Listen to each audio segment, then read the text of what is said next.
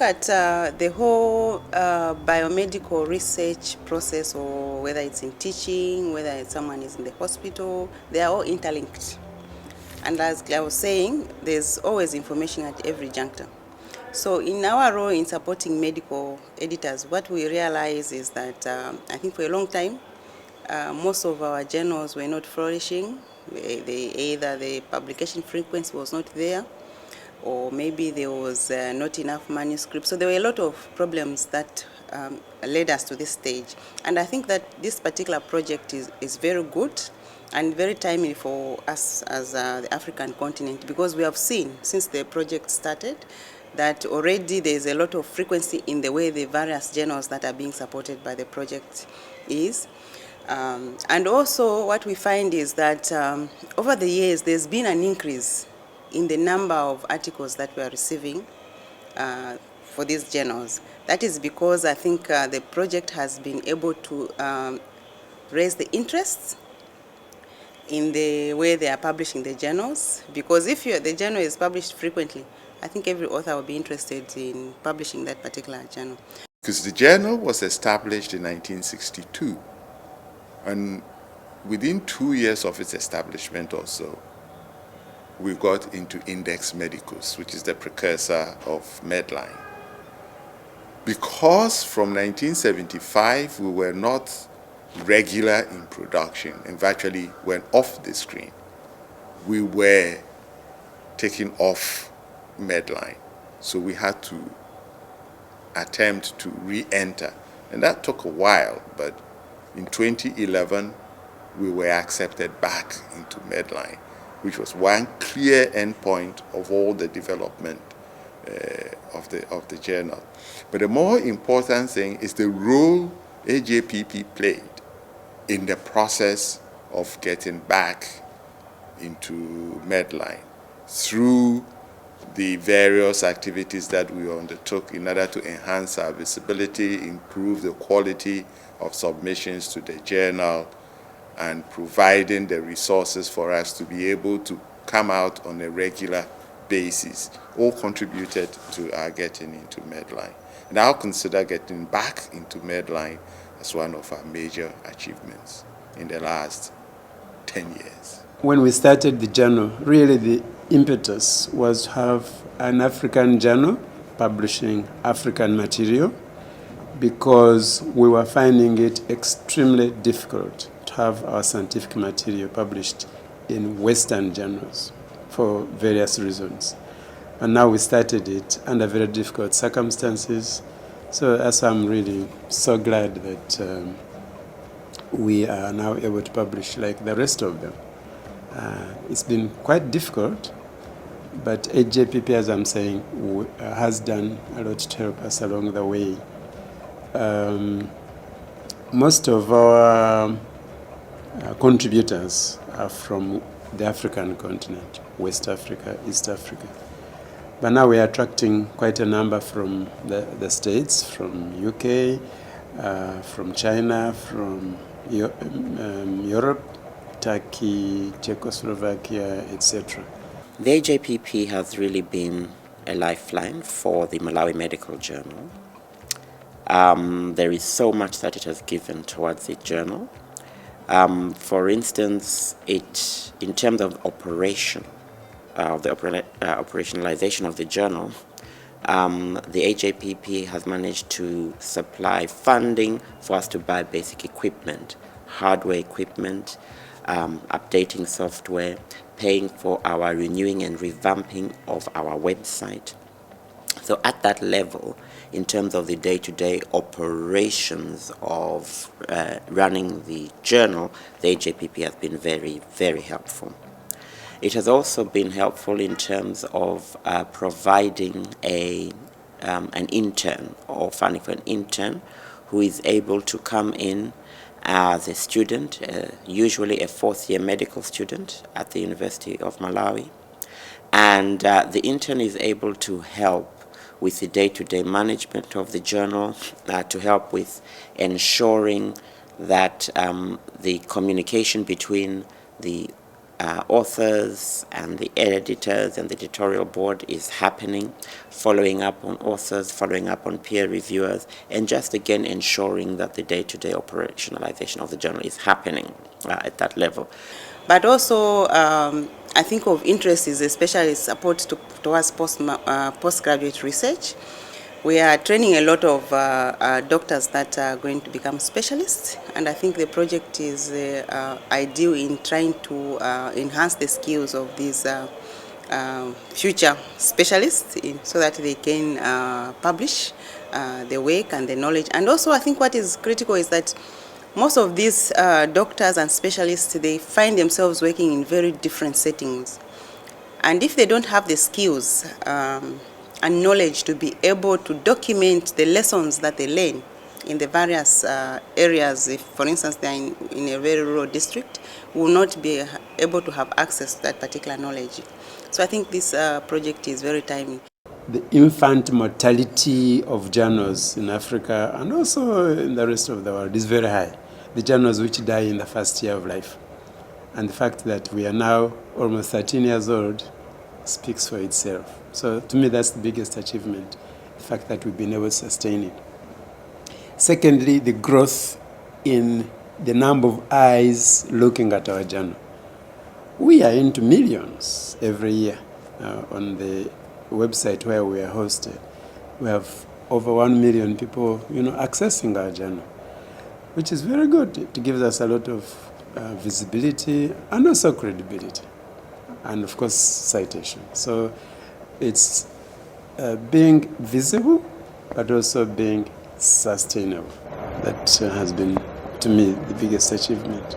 In terms of going beyond the running of the journal, the AJPP has really contributed to writing in terms of providing funding for training in terms of workshops for peer reviewers. So we have some peer reviewers, and the AJPP was able to provide funding for us to bring them together and to make sure that the peer reviewers were on common ground.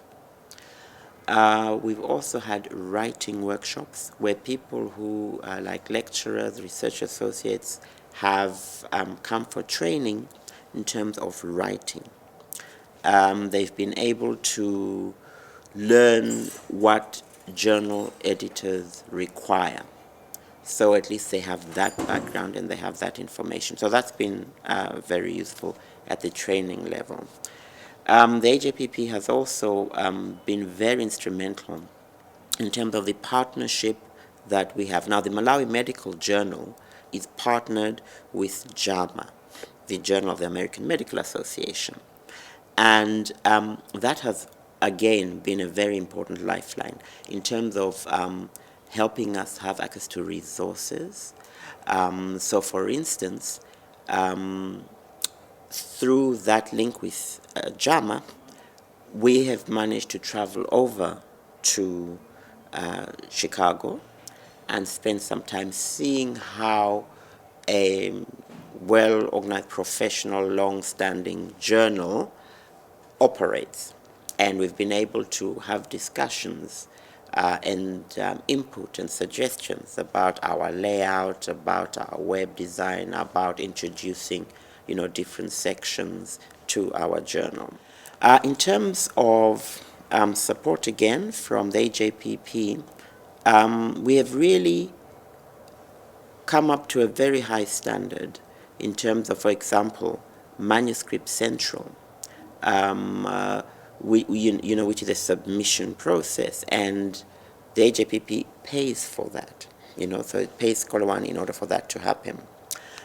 We have managed to get onto PubMed, for instance, and by so doing, the AJPP has paid for SPI to be able to convert our PDFs into XML, into the format that can go into PubMed, and all that is catered for and paid for by the AJPP. So really, in saying that it's been a lifeline, that isn't an exaggeration. The AJPP has really been the breath of fresh air that the Malawi Medical Journal really needed, and it has managed to get us to an international standard that we are proud of. Outreach, I think it's quite challenging. The challenge we have is obviously there are disparities in the levels of access to various tools that will enable us to reach these users. You have users at various levels. For instance, if you went to a particular district, even if it's an urban district, the users will differ. You have medical doctors who are a bit more privileged. Then you have nurses, you would have pharmacists, you have clinical officers, and levels of skills differ. So you'd have to package and target the information in various ways so that you can meet these particular constituencies. So maybe a particular resource that might be very useful to a medical doctor might not be appropriate to a nurse. So you would have to be very innovative, and you'd have to realize that we work in very challenging places. So the setting also where the nurse might be very busy, so they will not have time to look at various things. So you'd have to kind of package that information in a way which is simple and easy and not very long for them to take time to read. Over the last 10 years, one of my significant challenges is getting reviewers to do a good job and on time. That has been a great limiting step in our production process. And we're trying to find ways of getting reviewers motivated enough to deliver on schedule. And awarding them CME points is one way of doing it. Publishing their names at the end of the year in a journal is another way of doing it. And writing letters of recognition to them. And also to, if they work in an academic institution, to the heads of those institutions, telling them about the great job they're doing for the journal. Because I think it's part of the academic assessment of lecturers to show that they're also reviewing for journals. I mean, everybody puts it in their CV, but if you get a letter from the editor saying how wonderful this person is, I think it goes a long way in motivating the person to be punctual. Yes, certainly. I think some of the biggest challenges we have, the first one that stands out is really the challenge of printing, funding for printing, because printing costs are going up, and the College of Medicine has been helpful in providing funding for printing of 2 issues. And then we have special issues that would be funded. If we had a special issue on a particular topic or there was a conference, that would be funded. But of late, with the challenges, particularly with the economic situation, the country, the commitment to print, meeting the printing costs, which are continuously increasing, has been rather difficult. So that's been a challenge, to the extent that in the past year, we haven't gone to print, we've been online. Now, we would have just said, okay, let's just be an online journal. But another challenge is that in terms of our aims and objectives, to make knowledge and research and education known to as many people as possible, we really need a hardcover or a hard copy to go out into the rural areas where the internet is intermittent or not existent at all.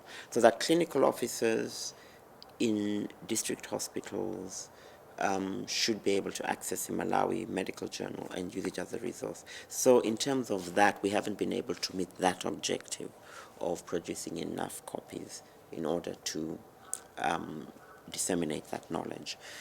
So that's been quite a challenge for us in Malawi and Malawi Medical Journal. Some challenges which we have, but we're managing to work through, sort of peer reviewers sort of delaying, but we are getting them timely, but we are managing to put pressure on them to deal with that. I think one of the major challenges we all have to have in mind is a succession plan. If you look at most of the editors, they are not young, and relatively. And we have to start thinking about finding young blood to take over from us. Because otherwise, 5, 10 years down the line, when you are not that active anymore, you have the problems you had at the beginning, where you do not have people who are enthusiastic enough to take this, even on a voluntary basis, and continue with the journal. So I think primarily we should always have creating a succession plan and bringing young blood onto the editorial committee and training them in the editorial process so that it's not sprung on them. The one day the editor is no longer around and suddenly you have to find a totally new person to come and do the job. I think the greatest opportunity that we have is technology. I think we need to continuously be creative and up to date with the technological advances that are happening.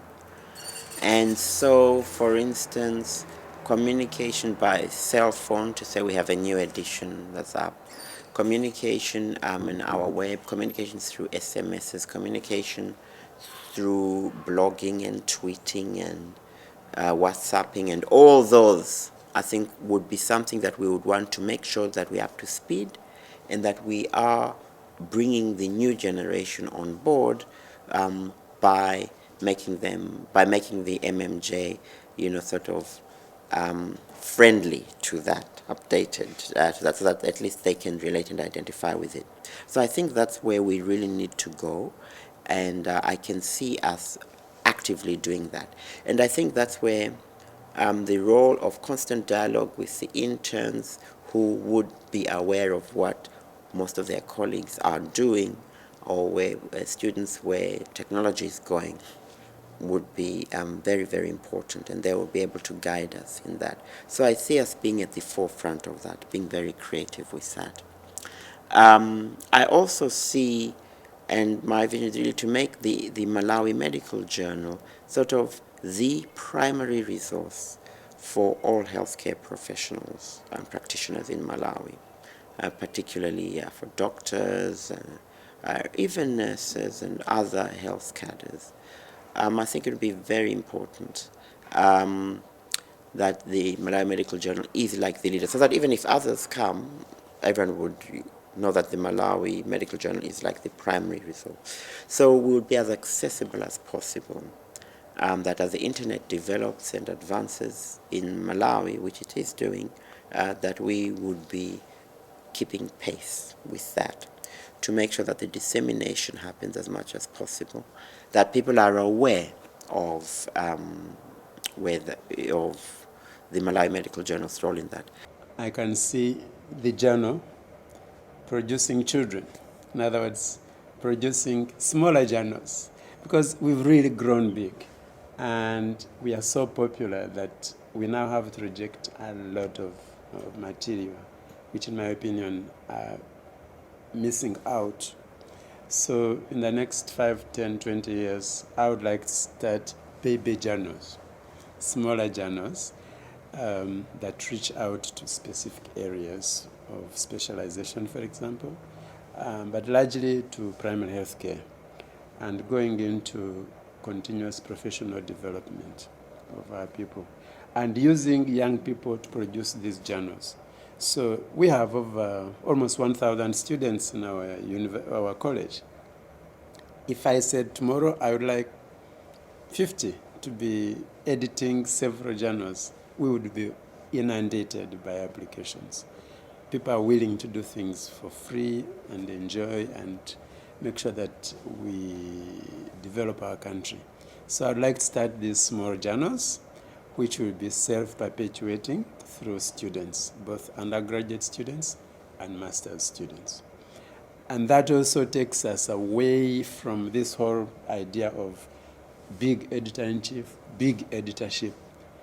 Many of us previously were young people, now we are no longer young. So we have attempted to make our editorial team very young. So as time goes on, we also bring in new people to do this work, and that can perpetuate it. And this is, by the way, part of the African tradition. For us, like my grandmother, she was a traditional doctor. She never went to medical school, but she learned medicine from her parents. And she's been passing this on to other people. So if we can do that, then what we are doing is perpetuated. And for us, it's a natural process. It's apprenticeship. People learn by doing, and our enterprise continues. What my vision for the Ghana Medical Journal is for it not to be only a journal, but an educational platform on which you can do other things to help improve the health of the community, rather than a focus for academics to publish their work. And that would mean that we have to find other ways of disseminating the scientific information we publish, such that the ordinary person will become aware of the changes taking place, re-emphasis on things that we already know but is very important to the public's health. And that would also automatically involve the involvement of media in doing this, and also in the journal changing its way of doing business so that it's not only academic-centered, but is also community-oriented, so that we can get an interaction from the public as well as from academia. I think I would like to see Ghana Medical Journal as such, not only as a journal, but actually as a service, as a means of getting health information available to everybody. We've really benefited so much from this project, and I'm extremely grateful, very, very grateful to NIH, Fogati, to everybody else who has been supporting us, because without that catalyst, the reaction will continue, might have been continuing. We would definitely have continued. But this support has speeded up the reaction.